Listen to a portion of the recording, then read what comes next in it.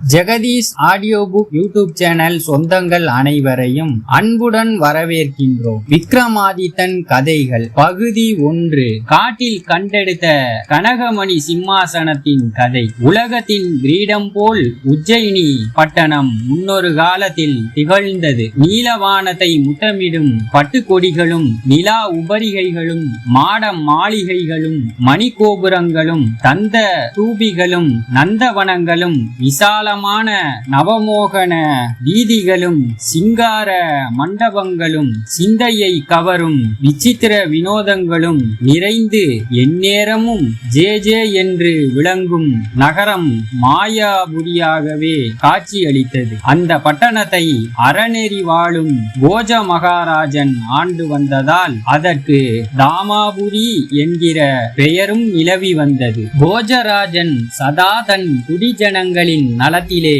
கண்ணுங்கருத்தும் கொண்டவனாய் ஆட்சி புரிந்து வரவே அந்த சக்கரவர்த்தியின் பெயர் உலகெங்கும் பிரசித்தியாயிற்று. போஜனுக்கு பிரதம மந்திரியாக விளங்கிய நீதி வாக்கிய மந்திரி என்பவரும் உஜ்ஜயினி பட்டணத்தில் தர்மம் தலை தோங்கும்படி செய்து வந்தார். அந்த நாளையில் பக்கத்தில் உள்ள காட்டு பிரதேசத்தில் இருந்து துஷ்ட மிருகங்கள் அடிக்கடி நாட்டினுள் புகுந்து மக்களை துன்புறுத்துவதோடு அவர்களின் உடைமைகளான ஆடு மாடு கோழி முதலான பிராணிகளை கொன்று தூக்கிச் சென்றன. குடிமக்களின் கஷ்டத்தை அறிந்த போஜ மகாராஜன் ஒரு நாள் தன் சதுரங்க சேனைகளை அணிவகுத்து நடத்தி மந்திரி பிரதானிகளுடன் வேட்டையாடச் சென்றான். அவர்கள் வனாந்திரத்தை அடைந்து புலி சிங்கம் கரடி முதலான கொடிய விலங்குகளை வேட்டையாடினார்கள். சூரியன் உச்சியை நெருங்கும் சமயம் வந்தது. வெயில் தகித்தது. படைகளும் களைத்து விட்டன.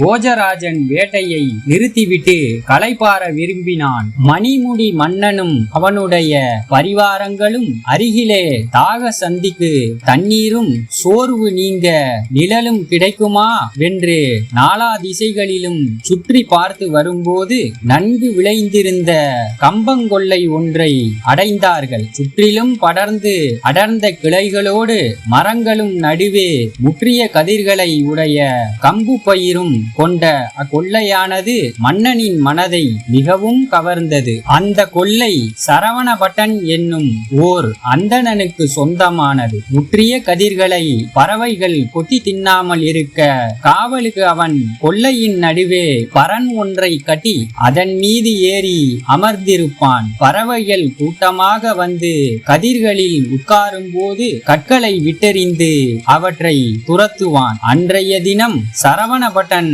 பரன் மீது அமர்ந்திருந்தான். வேட்டையில் களைத்து போய் முகம் கருத்து வரும் மன்னர் பிரானையும் பரிவாரங்களையும் பார்க்கும்போது அவனுக்கு பரிதாபமாக இருந்தது. சரவணபட்டன் பரன் மீது இருந்தபடியே வரவேண்டும் வேட்டையினால் மிகவும் களைத்து போயிருக்கிறீர்கள். இதோ இந்த கம்பங்கொல்லை முழுவதும் என்னை சார்ந்ததே. முற்றிய கதிர்கள் இருக்கின்றன.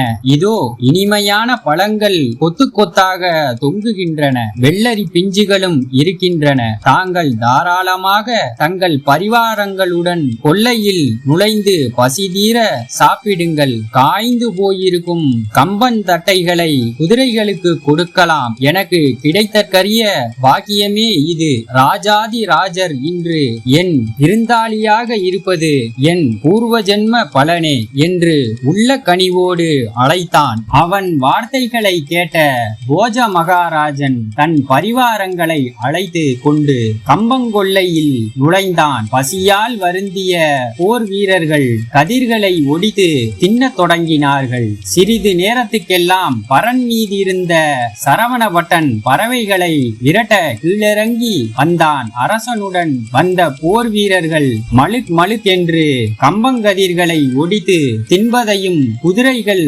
தட்டைகளை மேய்வதையும் கண்டதும் அந்தணனுக்கு திடீரென ஏதோ ஆத்திரம் குமுறியது. எழுந்து அவன் பூபதியிடம் ஓடி வந்தான். போஜ மகாராஜனே, இதென்ன காரியம்? கேள்வி முறையே கிடையாதா?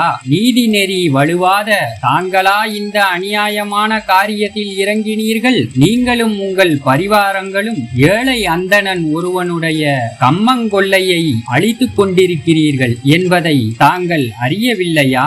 என் ஒரு வருஷ வருமானத்தையே பாழாக்கி விட்டீர்களே. மற்றவர்கள் கெடுதல் செய்யும் போது மக்களின் தலைவரான தங்களிடம் வந்து முறையிடலாம். வேலி போன்ற மன்னரே கெடுதல் செய்யும் போது அதை பற்றி நான் எவரிடம் சென்று முறையிடுவேன்? மதம் பிடித்த யானையையும் முறை தவறி நடக்கும் ஆட்சியாளனையும் தவறு செய்யும் அறிவாளியையும் யாரால் நிறுத்த முடியும் என ஒரு பழமொழி உண்டு.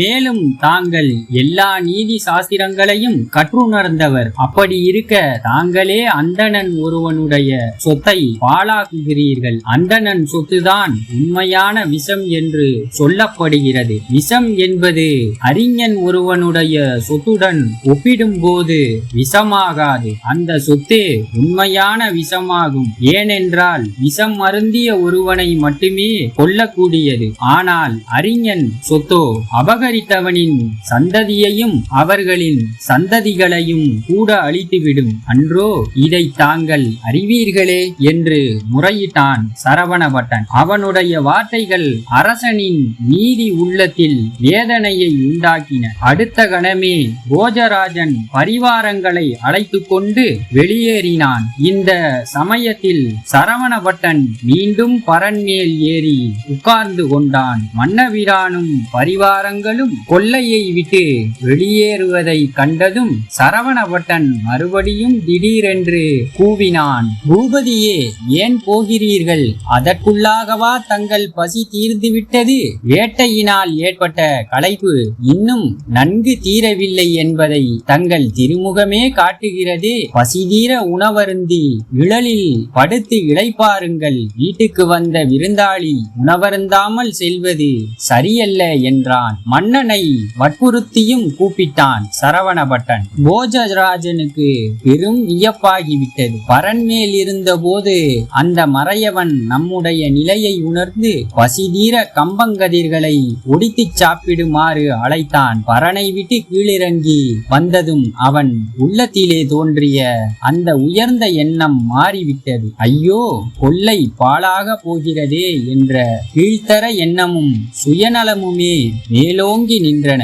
மீண்டும் பரன் மீது ஏறியதும் விருந்து சாப்பிட அழைக்கப்பட்ட நாம் திரும்பிச் செல்வதை கண்டு வருந்துகிறான். இது மிகவும் விசித்திரமாக இருக்கிறது. இது இந்த இடத்தின் விசேஷம் போலும். நாமும் அந்த பரன் மீது ஏறி பார்க்க வேண்டும். இவ்விதம் அரசன் தன் மனதில் நினைத்தவனாய் சரவணபட்டன் அருகில் வந்து பரன் மீது ஏறினான். படிகளில் காலை வைத்து ஏறிய உடனே உலகால பிறந்தவனின் உள்ளத்திலே சலனமற்ற அமைதி குடிகொண்டது. அனைவரையும் கஷ்டத்திலிருந்து விடுவிக்க வேண்டும். உலகம் வறுமையின் பிடியில் சிக்குண்டு நாசமாவதை தடுக்க வேண்டும். தீங்கு செய்பவர்களை தண்டிக்க வேண்டும். நல்லவர்களை பாதுகாக்க வேண்டும். குடிஜனங்களை அறநெறி பிசகாமல் பரிபாலனம் செய்ய வேண்டும். இம்மாதிரியான உயர்ந்த எண்ணங்களே போஜ மன்னன் உள்ளத்தில் தோன்றின. சுருங்கச் சொன்னால் அந்த சமயத்தில் எவராவது அவன் உயிரை கேட்டாலும் கொடுக்க தயாராக அரசன் இருந்திருப்பான். எவ்வளவு அழகான கொல்லை இது! உள்ளத்திலே உயர்ந்த எண்ணங்களை தோன்றச் செய்வதின் மர்மம் என்ன? இந்த கதை தங்களுக்கு பிடித்திருந்தால் தொடர்ந்து எங்க சேனலுக்கு உங்க ஆதரவை கொடுங்க. லைக் பண்ணுங்க, ஷேர் பண்ணுங்க, கமெண்ட் பண்ணுங்க, சப்ஸ்கிரைப் பண்ணுங்க. நன்றி.